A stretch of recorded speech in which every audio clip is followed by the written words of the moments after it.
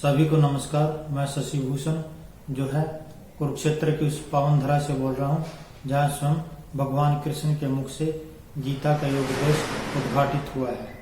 और अब मैं आपके सामने जो है गीता का अध्याय 6 के जो श्लोक आपके सामने मैं प्रस्तुत करता हूँ।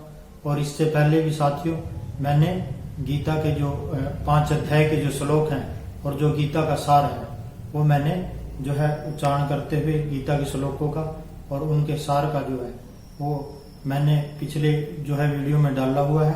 तो आप जो है जिसको भी वो श्लोक जो है जिसको भी मनन करना है, श्रवण करना है, तो आप पिछले मेरे चैनल को सब्सक्राइब करके उसमें आप जो है 5 अध्याय के जो श्लोक हैं जो उनका सार है आप उसको अच्छी तरह से सुन सकते हैं या पढ़ सकते हैं।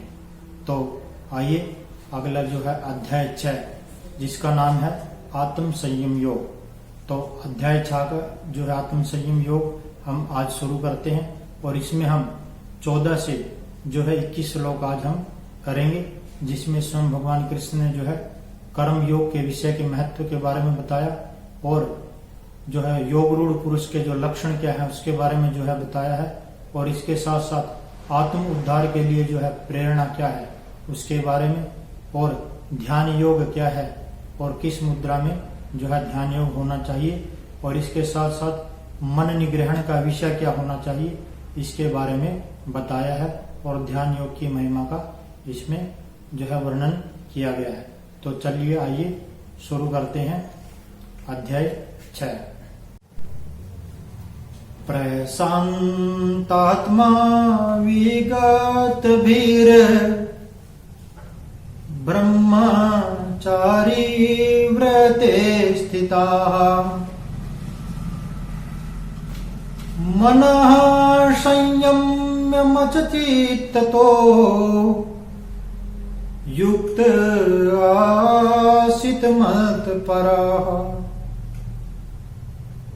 भगवान श्री कृष्ण कहते हैं कि ब्रह्मचारी के व्रत में स्थित भय रहित तथा भली भांति शांत अंतकरण वाला सावधान योगी मन को रोककर मुझ में चित्त वाला और मेरे परायण होकर स्थित होवे।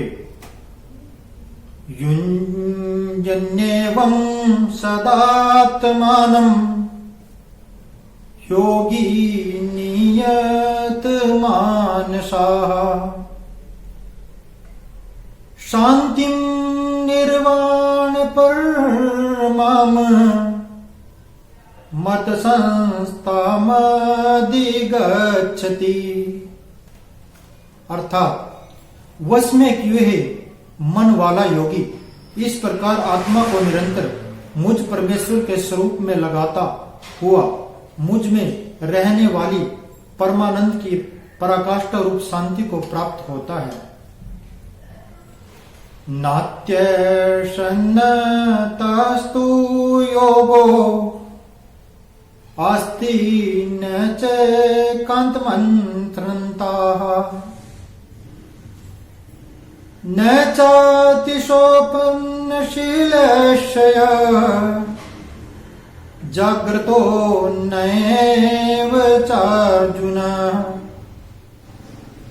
अर्थात हे अर्जुन, यह योग न तो बहुत खाने वालों का, न बिल्कुल न खाने वालों का, और न बहुत शयन करने के स्वभाव वालों का, और न सदा जागने वालों का ही सिद्ध होता है। युक्ताहार विहारस्य युक्त चेष्टस्य कर्मसु युक्त स्वप्नावबोधस्य योगो भवति दुःखः। अर्थात दुखों का नाश करने वाला योग तो यथा योग्य आहार विहार करने वालों का, कर्मों में यथा योग्य चेष्टा करने वालों का और यथा योग्य सोने तथा जागने वालों का ही सिद्ध होता है। यदा विनियतं चित्तात्म मन्येवावतिष्ठते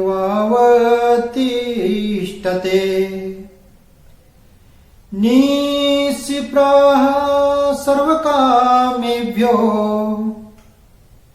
युक्त इत्युच्यते तदा। अर्थात अत्यंत वश में किया हुआ चित्त जिस काल में परमात्मा में ही भली भांति स्थित हो जाता है, उस काल में संपूर्ण भोगों से स्पृहा रहित पुरुष योग युक्त है, ऐसा कहा जाता है। यथा दीपो निवातस्थो नेयंगतेशोपमा संमृता योगिनो यत् चित्तस्य युञ्जतो योगमात्मनः। अर्थात जिस प्रकार वायु रहित स्थान में स्थित दीपक चलायमान नहीं होता, वैसे ही उपमा परमात्मा के ध्यान में लगे हुए योगी के जीते हुए चित्त की कही गई है। यत्रोपरमते चित्ततं निरुद्धं योग सेवया यत्र चैवात्मनात्मानं पश्यन्नात्मनि तुष्यति। अर्थात योग के अभ्यास से निरुद्ध चित्त जिस अवस्था में उपराम हो जाता है और जिस अवस्था में परमात्मा के ध्यान से शुद्ध हुई सूक्ष्म बुद्धि द्वारा परमात्मा को साक्षात करता हुआ सच्चिदानंद घन परमात्मा में ही संतुष्ट रहता है। सुख मात्यंतिकम यत्तद बुद्धि ग्राह्यमतीन्द्रियम् वेत्ति यत्र न चैवायम् स्थितश्चलति तत्वतः। अर्थात इंद्रियों से अतीत केवल शुद्ध हुई सूक्ष्म बुद्धि द्वारा ग्रहण करने योग्य जो अनंत आनंद है, उसको जिस अवस्था में अनुभव करता है और जिस अवस्था में स्थित परमात्मा के स्वरूप से विचलित नहीं होता, वही योगी है।